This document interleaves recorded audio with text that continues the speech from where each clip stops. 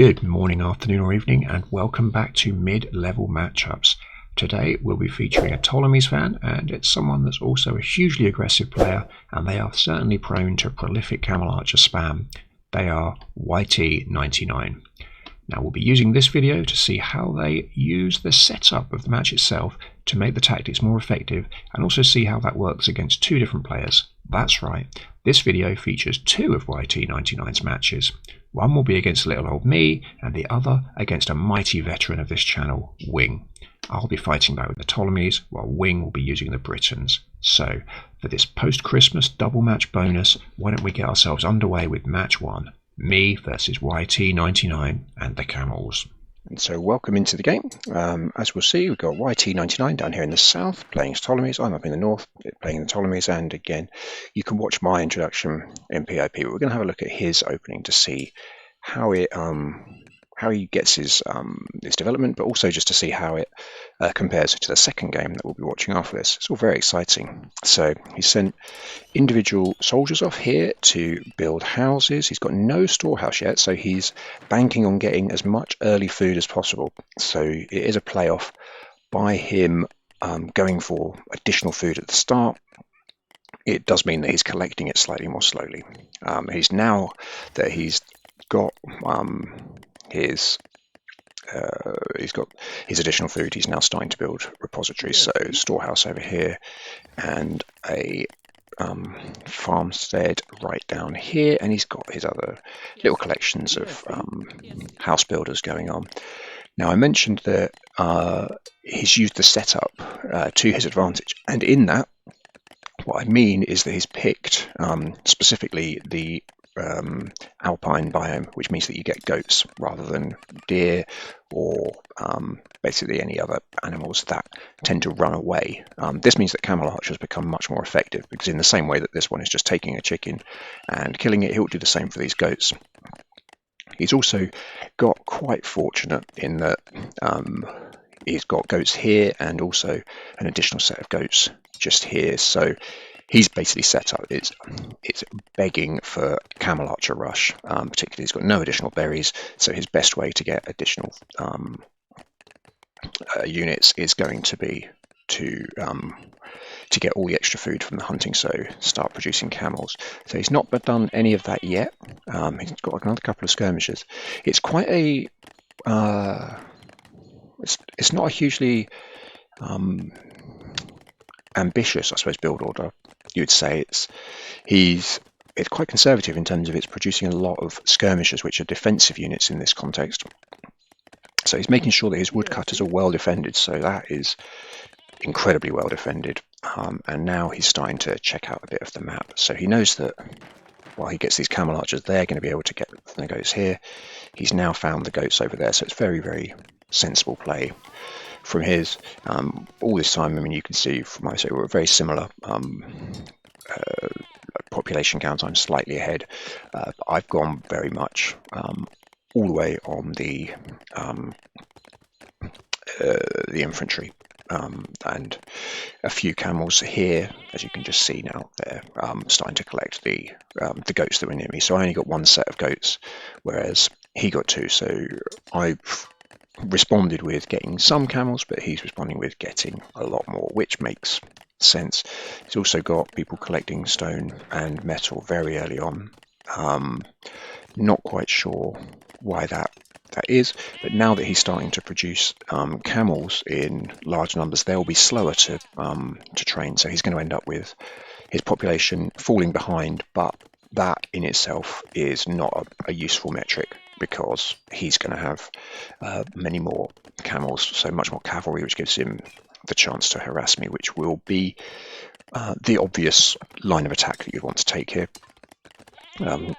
It's clearly a thing that he's worked on, because the fact that he's set the biome to make sure that he's got the ability to train these camels means that he's going to be wanting to utilize those. You wouldn't he's not taking any chances. You don't just go, oh, I'll take the alpine biome. Oh wow, what a surprise, I've been able to make a camel rush. This is obviously in all in aid of that. So he's very late actually collecting, getting to farming. Although having said that, so am I. That's surprising actually. I normally would be farming much earlier than this, and I actually have plenty of people to be doing that and plenty of wood, but I've got slightly more infantry. He's got marginally more cavalry, but overall my population is much higher. So I'm now, I think if we have a look, just starting to go and do a bit of not hunting, rather a bit of checking out what else is around on the map. Now unfortunately there aren't any more patches of goats. I think the other things are all deer, and they're basically the most difficult thing to hunt with camel archers, because they take so long to kill. They've run so far, you can't position a farmstead in a good location. Like this farmstead's just in an excellent location. It's really well placed, right on the goats. Look at how short that trip is. And the other thing is that it's right by the front of the base, which is really helpful, because once they've finished collecting those goats, they can be straight off in no time at all, ready to launch an attack. So these camels might have stopped. These other two are out over here, and well, he's got his camels coming across, and there are a decent number of them. They've got 11, and they're coming in, and it's unfortunate. These guys are not particularly well defended. I've been trying to defend this wood line. He's split them into two groups, which is very useful. A very good idea, and I've somehow managed to get my camels in a bad position where they haven't realized that. My skirmishers are going to be, well, they're under attack here, while at the back these guys are attacking, but they've been successfully fought off. They'll probably get that skirmisher before he gets to the civic centre. They haven't quite. So we've just got the one kill. My first thought is just build a defensive tower. He can't let his camels get within that range. That's the one thing they do have against him, is they will take a while to kill the women, and invariably you can just pop them inside the civic centre. So I've got a decent array of troops here, and yeah, they're all coming together now, but if I could collect my troops up and get the pikemen in the front, I'd actually be able to repel this relatively easily. Again, he's very good. Look at that, just keep them just outside the range of the tower. These guys have been sucked in, and unfortunately I've noticed that too late, and these guys have now been sucked in, and I've noticed that too late, so they're all gone as well. It can be very frustrating having the soldiers like that. So building another storehouse just a little bit further back so that they can do that. And he's just going to keep these guys. He's got no kills. I've got no kills against him so far, and he's done well keep mixing them up, so they're all taking a little bit of damage rather than any of them taking a lot. And this, again, he's coming closer to the tower. They're going to come under attack. You'll have no choice but to retreat them. So these guys can actually just carry on chopping wood. He's coming closer and closer. These guys will just take hits. But I'm now producing soldiers as quickly as possible. I've got far too many people collecting metal at this point. That's not something that I need so much of, so that's not very sensible. And he's doing a good job of coming around here. Let's just have a quick look at his base before he launches that attack. Yep, all is very sensible. So these guys are coming around here. Again, he's got to avoid the civic centre, so all I needed to defend this was probably about here, a tower. Unfortunately, I put a tower there. These guys, again, it's one of the things that people don't necessarily always get right with playing with Ptolemies, is that you're not explicitly, you don't need to do a lot of killing with your so this is a terrible location for that tower. It's absolutely unnecessary. What I wanted was just to have one within the same range of there, but it's not actually in danger of being taken over, because the camels would never be able to take this one over. It's under the cover of that. So this one should have been over here. There's absolutely no need for it, and I could have possibly even looked to put another one more out there covering this wood line. So poor tower location there, which is poor from my point of view. I've got 13 women just about to spawn, and the scope to produce, hopefully, yeah, 4 skirmishers coming from there, another 2 from there. So infantry is very, very similar. He's got those cavalry. He's not really been reinforcing them much. He's produced a few more, but they're just basically causing problems. They're not actually, they're not killing a huge amount. They have killed 7, so it's not strictly true. They're not doing that. These, I could have actually been using those. I've got 3 camels. I think 1 is still in here. No, oh no, it's in here. The other 2 here, they could just have, come and started harassing. But I managed to get housed, which wasn't very good. So that's one of those things. When someone is harassing you like this, what I've allowed to happen is pretty much almost a kind of constant overreaction, rather than just be sensible, see off the camels, get back to work. I've allowed myself to get my units picked off one by one. We've got a camel here who's down to 19 health. But the thing is, he's got so many, and here we go again. They're using their range. This guy should probably go out. And what I didn't do, which was really, really silly, is I haven't actually put a tower here, which is where one needed to be. So I've got towers in numerous places where they're not really required, which, yeah, is a bit silly on my part. And we'll probably lose a couple of skirmishers, not just the one there. But again, these guys he's very good. I have to say YT99, excellent play in terms of staying just outside the range of the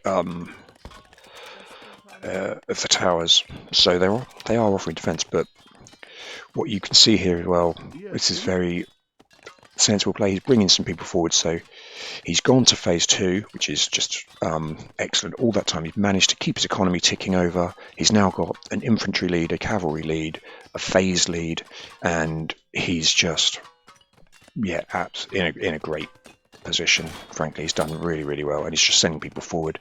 And once he has the resources, you will see a military colony going up, because it's the obvious thing to do.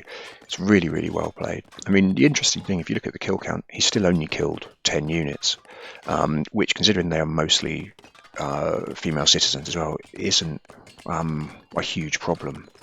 So if you think it's only because he's actually stopped me from collecting resources that's been worth it.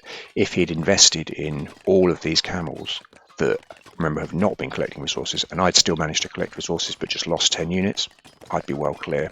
So it's about my own, disappointing management of that. But these things are just smart, picking up the ones that come a little bit closer, and again, they just get themselves in trouble for absolutely no reason. It's very, very good. Once this goes up, it's very, very difficult to come back from there. So this, again, just outside the range. This could have been positioned here, which would have been, actually, no, I think that was outside my territory, so in fairness, that wasn't an option. And this one was right on the edge of the territory previously as well. So he's bringing people forward. Just the 1 kill, managed to get a camel, so that's nice.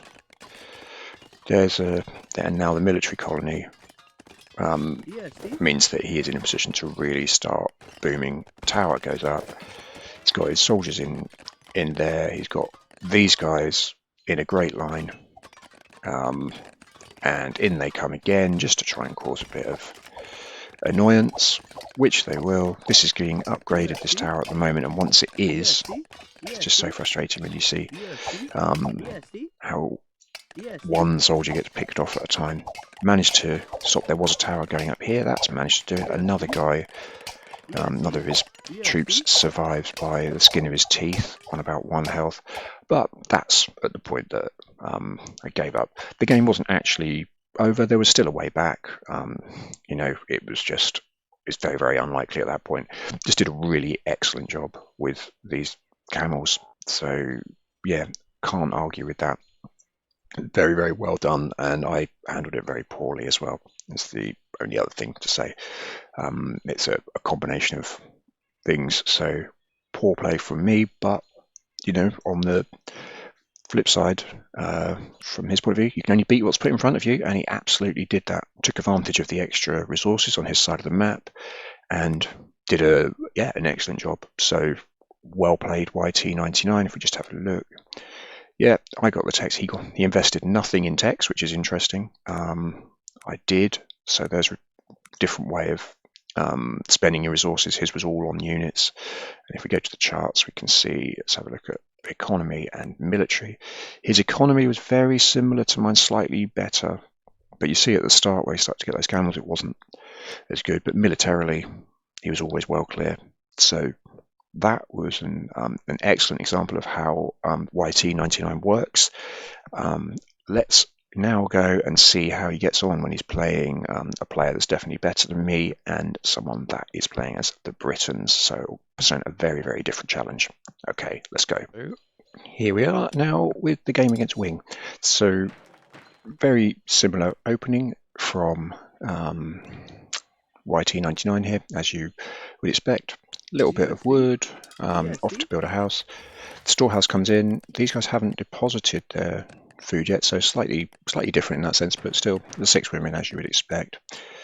Now what we've got here from Wing is a very, very standard build order. Get your always gone for 3 women. Very strange. Yeah, I think he went for only 3 more women to begin with, which is very odd.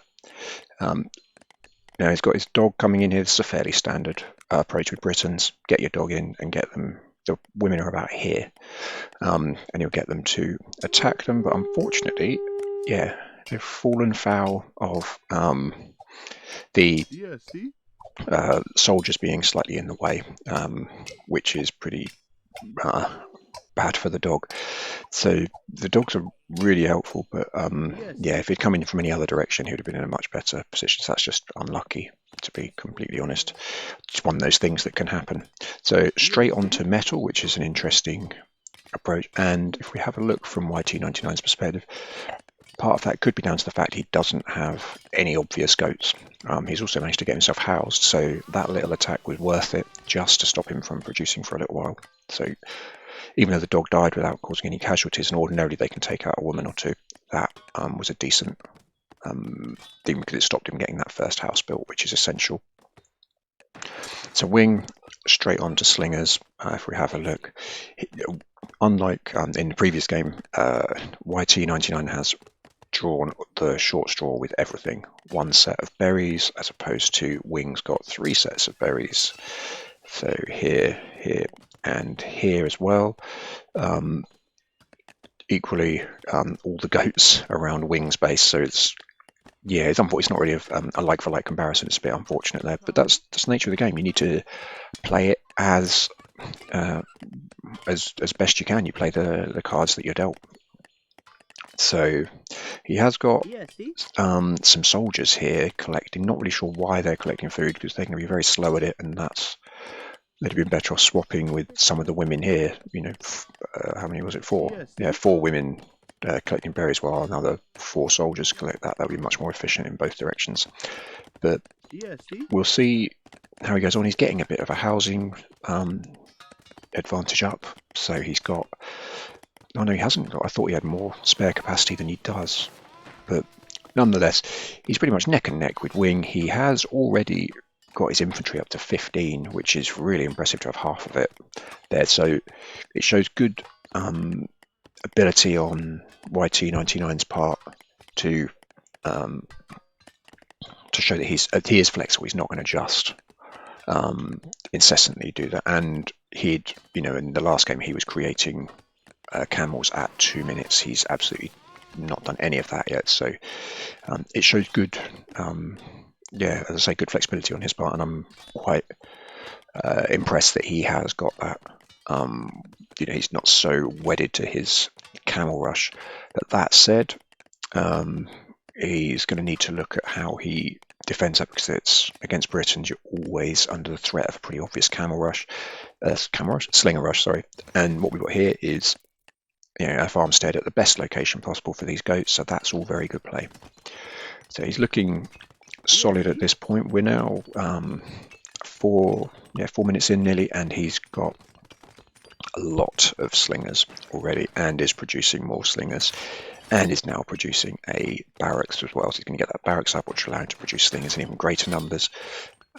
It's not come under any threat. Had there been the goats on the other side of the map, this would be a very different start, because suddenly these outward berry picking positions would be so vulnerable. But as it is, they're not, because he didn't get the goats. And I think that actually is interesting. He goes to show just how important actually map, not map control as such, but the way that the resources are distributed can impact on the way you play.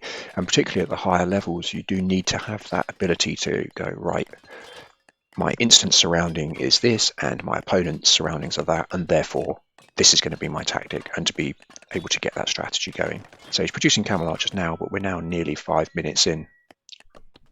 You may have just heard a very loud train going by there, which, seeing as it's Boxing Day, and I don't think that many trains are going, and also we live in a double glazed flat, not that near the train line. That's actually a bit disturbing. Something bad might have happened.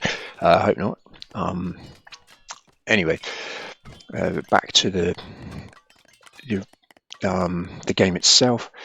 Wing is getting his units in, but he's sending a good number of them. So there's like 22 there. But having said that, we've got 27, including the camel archers from YT99. So he's let these two guys go.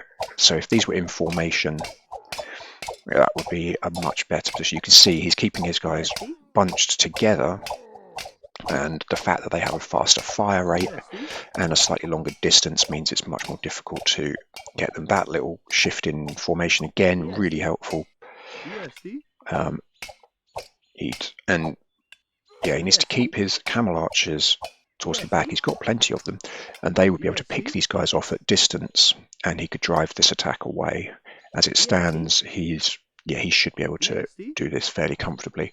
But having said that, Wing has been building up infantry this whole time. Like, Wing hasn't just messed around. He is continuing to produce soldiers, and what he's done very well here is he's getting spearmen, and that means that should YT99 attempt to take down, take some of his woodcutters out, he's got the worst soldiers that he could face in terms of the spearmen, because they will take the camel archers if he's not careful very quickly.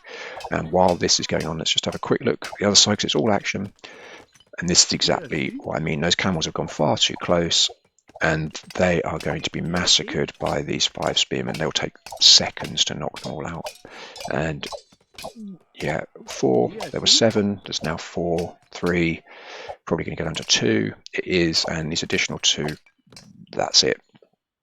So while that's been going on, Wing has continued to outpost the wood. So this wood is now pretty much unable to be gathered. This wood line is next to useless. He could get some additional attacks from the camels. If these guys weren't running out, the problem that he had there is that they weren't all running as a unified block. They were running a bit at a time, and in doing so, they allowed the faster attack rate to pick off the ones at the front. Had they been running in one of formations, they would have stayed together, whereas he's had battle line, or close order rather it's called. Which one's battle line then? Blimey, don't even know where that is. Battle line's all the way down here. So close order is in real trouble now, down to 22 population, 1 infantry, done, game over. And that just goes to show how brutal slinger rushes can be. So yeah, it was interesting in the sense, I mean, I'm going to show another game featuring YT99 in the future that I watched. He played against a very good player very recently that was, it was a lot longer, so it's certainly not one for this part of the video. Like, this is a short one. But what's interesting, I think, about the game is that YT99 has shown, ironically, you may view it and go, oh, he won the first game, and then the second game he got absolutely battered. But I was more impressed by what I saw in aspects of the second game than in the first. The fact being that the map was deliberately, kind of set up in his favour with the use of Alpine to make sure he got the goats, which would give him a good chance of getting a camel rush. The fact that he was able to show that flexibility when it didn't come off, he just unfortunately had none of the resources that he would have wanted to really take advantage of that. Nonetheless, he adapted his play, and that will bode him very well going further forward. So it looks like we've ended on a downer for YT99, but what I would say is it shows that he's got flexibility.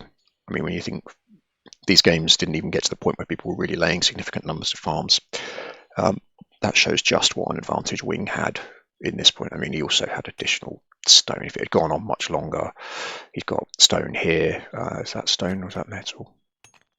More stone. So he had all the resources that he could want very close by, extra stone here. If he'd wanted to do support with cavalry, he had the two things there. So everything was in Wing's favour. But having said that, Wing still took advantage of it brilliantly, and advantage of the faction, because Britons always have that advantage. So that's the end of that for this week. So we've seen YT99 in a couple of games. We will now, well, I'm going to break obviously for a week. I hope you all had a very nice Christmas day, and I look forward to seeing you in a week's time. And in the next few weeks, we will see a lot more MLM, which is this mid-level matchup games, because we have got plenty more players to be looking at, and also we're going to revisit some of our previous players to see how they're getting on.